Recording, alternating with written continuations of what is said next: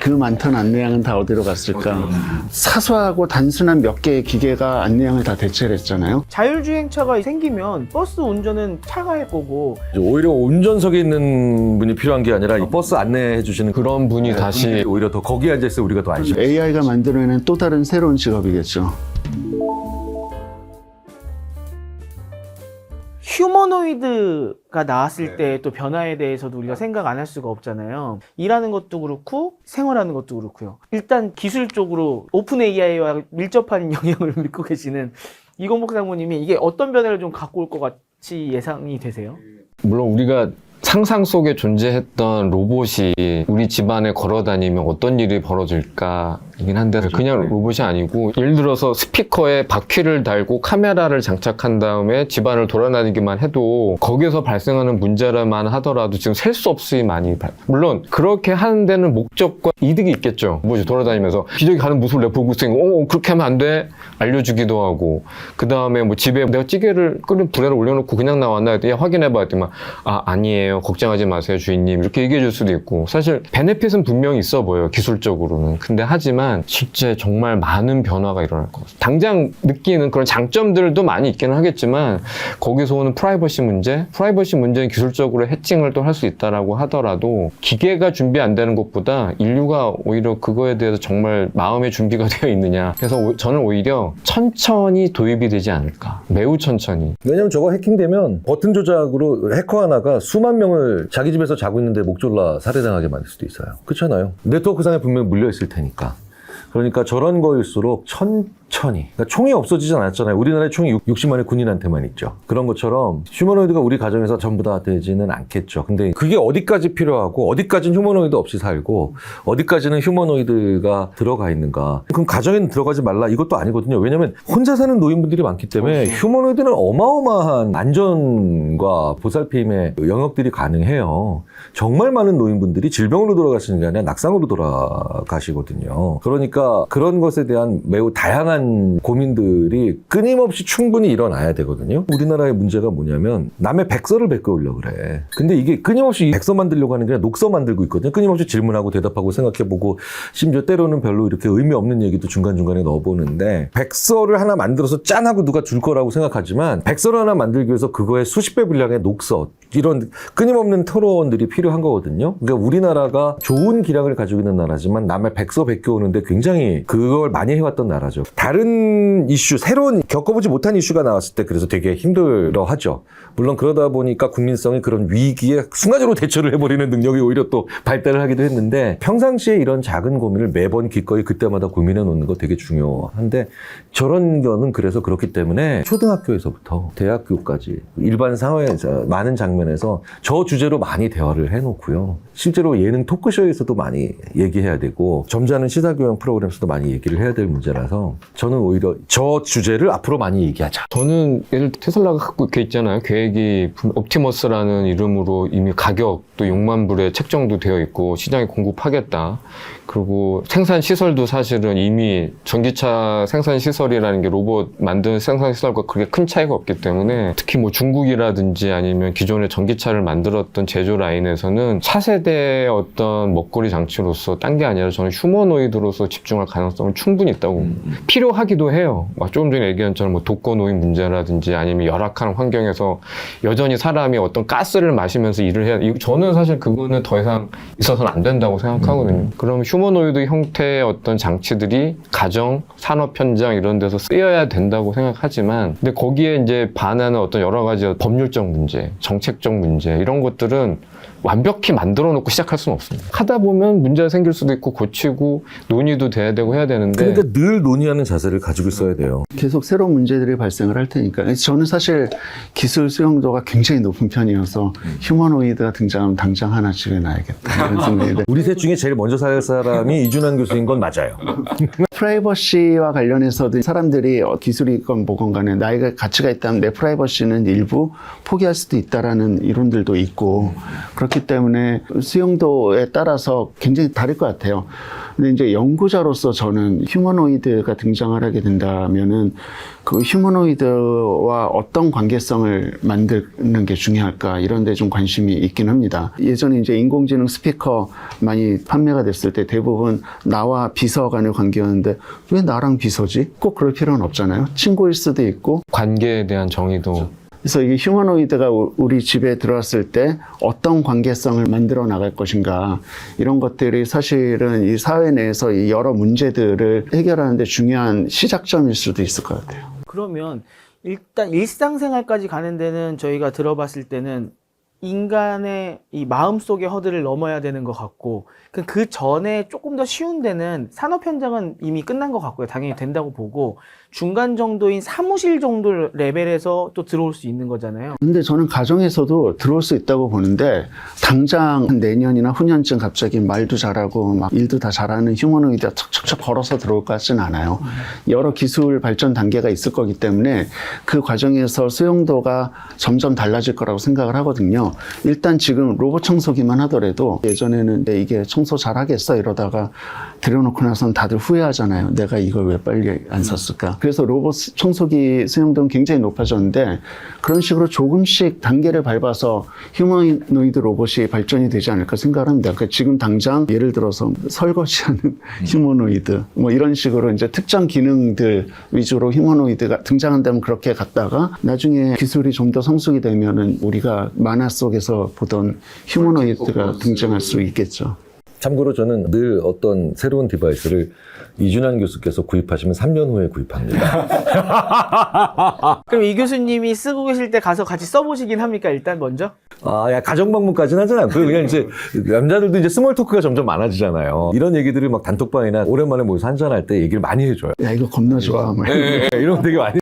그래? 그래서 샀어 벌써 막 이러면 항상 보면 우리 집에 제일 먼저 사. 가끔은 설거지 잘하는 것도 되게 자부심이 될 때가 있잖아요. 저는 그 알바로 설거지를 했었기 때문에 뭐 설거지 한다고 하면은 나는 이걸로 돈 벌어본 사람이야 이럴 때가 있거든요. 근데 이제 일상에 있는 것까지도 다 만약에 휴머노이드가 해주게 되면 인간은 대체 자기 효능감과 자존감을 어디서 찾을 수 있을까라는 생각도 들거든요. 물론 말씀하신 것처럼 개방성 있고 지혜로운 사람들은 더 잘 나갈 수 있겠지만 그 외에 지혜롭지 못해서 대처가 잘 안 된다라고 하면은 지금보다 훨씬 더 자존감이나 자기 효능감이 떨어질 수도 있다라는 생각이 들거든요. 그 대답은 사실 김병일 교수가 해줬으면 좋긴 하겠는데 그 앞부분 얘기를 좀 하자면은 제가 처음에 로봇 저널리즘 연구 이제 소개하고 언론사에서 많이 로봇 저널리즘 소개했는데 그때 들었던 많은 질문들 중에 하나가 과연 그러면은 이 AI 기자가 알고리즘이 사람 기자를 대체하겠느냐거든요. 근데 저는 아니 그러진 않을 것 같은데요.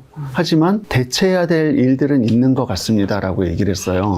그러니까 뭐 스트레이트 기사 쓰는 거 단순하게 반복적으로 해야 되는 일들 뭐 이런 것들은 그냥 대체를 하게 하고 사람들은 조금 다른 일들을 하는 게 좋지 않겠느냐, 좀 생산적인 일을 하는 게 좋지 않느냐가 제 답이었는데 사실 휴머노이드가 집에 들어오면 가사일에서도 그런 게 있을 것 같아요. 휴머노이드가 집안 일들을 나 대신 해준다고 그래서 뭐 내가 그러면 엄청나게 생산적이고 창의적인 다른 일을 해야지 꼭 아닐 수도 있거든요.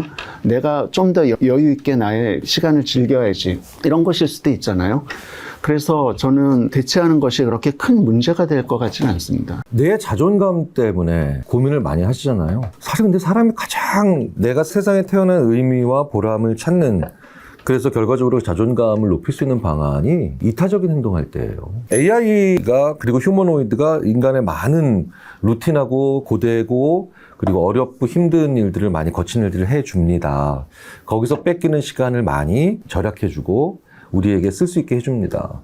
그럼 굉장히 많은 분들이 그럼 오히려 공허해지지 않을까요? 근데 생각해보세요. 죽을 때요, 사람이. 제가 정말 많은 분들의 임종을 지켜봤는데 제가 가족이 아닌데도 심리학자다 보니까 어떻게 하다 보니까 대부분의 사람들이 세상을 떠날 때 내가 휴머노이드 200대를 더 못 가져서 혹은 자동차가 내가 1억 원짜리까지밖에 못 타봐서 내가 회사 사세를 더 못 키워서 이걸 후회하시는 분들보다 자기 인생의 기억도 잘나지 않은 어떤 사람한테 잘하지 못해서를 후회하면서 돌아가시거든요. 그 길어진 인생에 많이 아픈 분, 어려운 분, 힘들고 외롭고 지치신 분들에게 그 시간을 쓰시면요 엄청나게 우리 인류가 좋아. 이거 아주 굉장히 낙관론에 해당하는 겁니다만 우리가 그쪽으로 가야 될 생각들을 거의 안 하는 것 같아서 하셔야 돼요.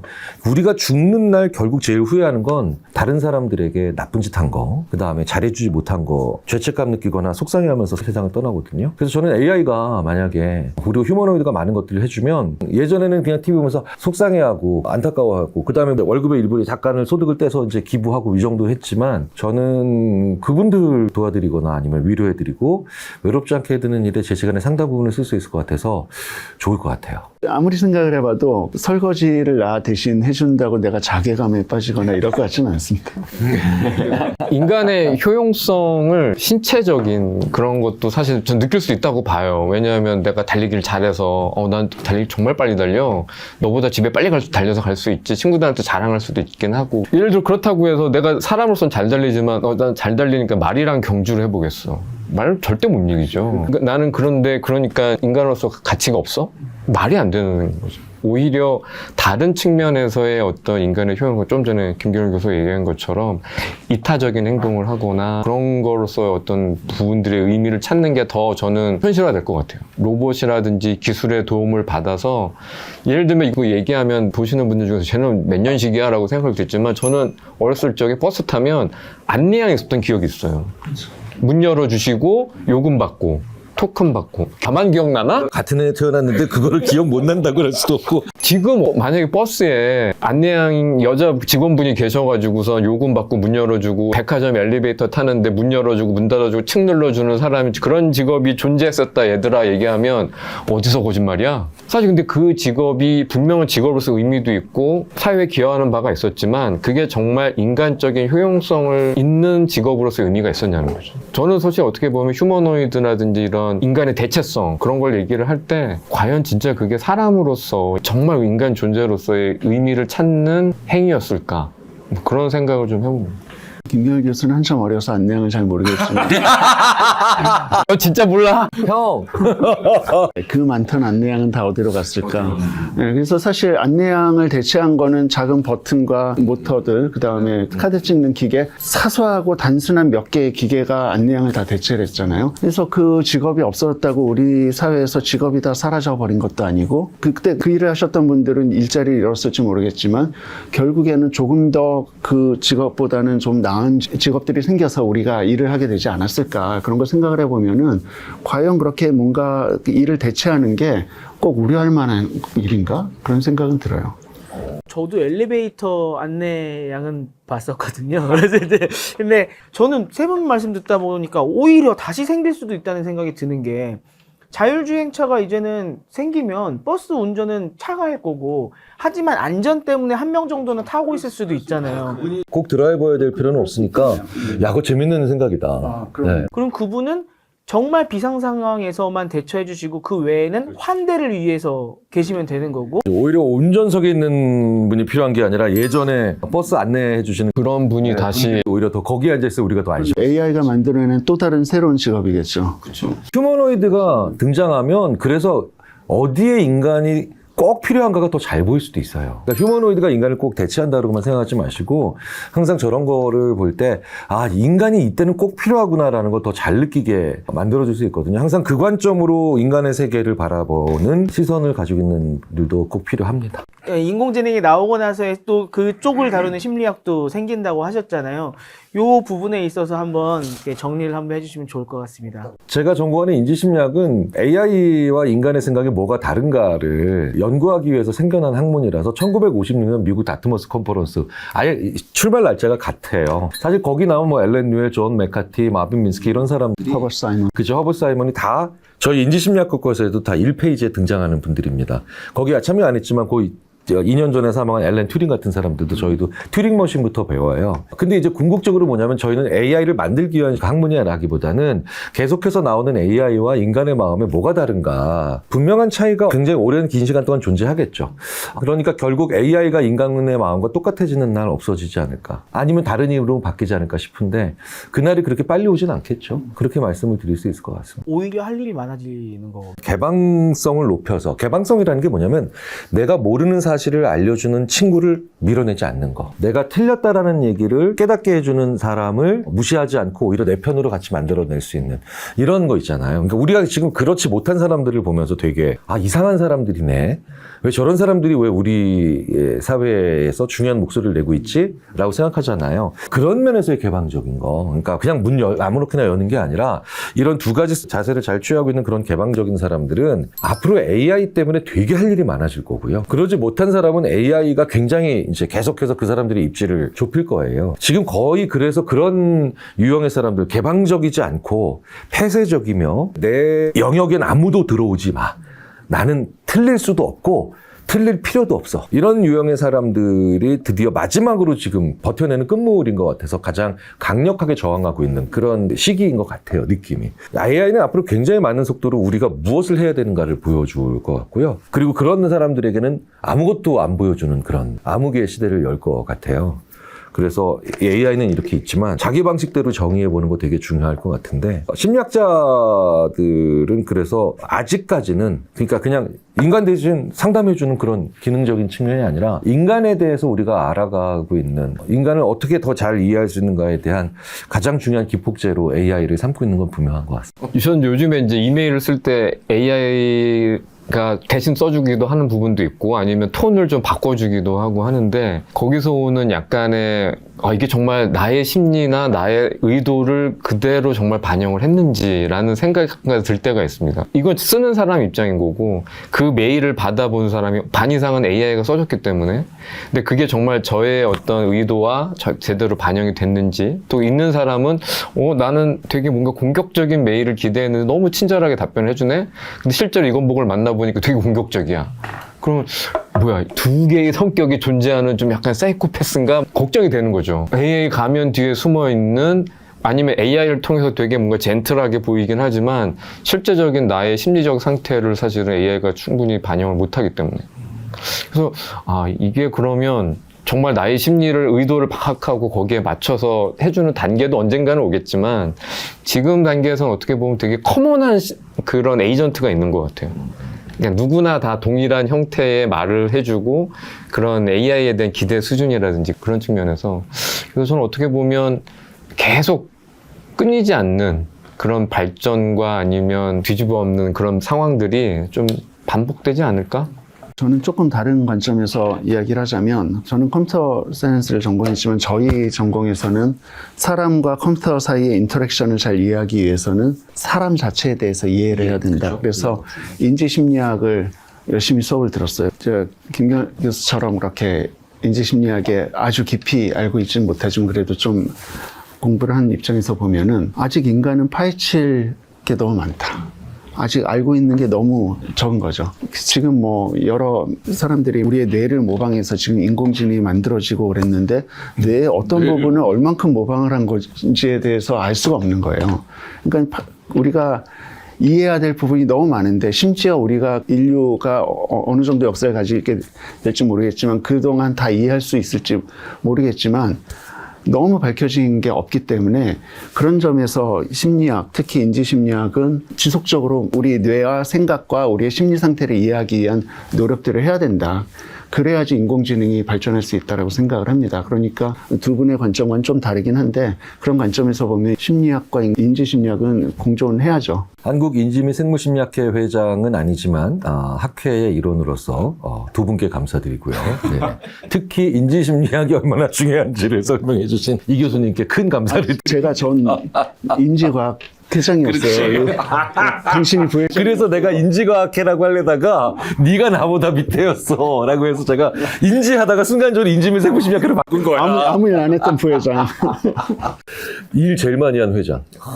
오늘 제가 들었던 것 중에서 가장 감명 깊었던 건, 아무튼 제가 지혜로우면 이 시대를 잘 맞이해서 더 지혜로워질 수 있는 거잖아요. 어떻게 하면 그렇게 지혜롭게 이 시대를 맞이할 수 있을지 마지막 한마디씩만 딱 들어보겠습니다. 모르는 걸 모른다고 하면 됩니다. 그럼 지혜가 될 것 같습니다. 저는 인간이 더 인간다워야 된다. 인공지능은 불이다로 하겠습니다.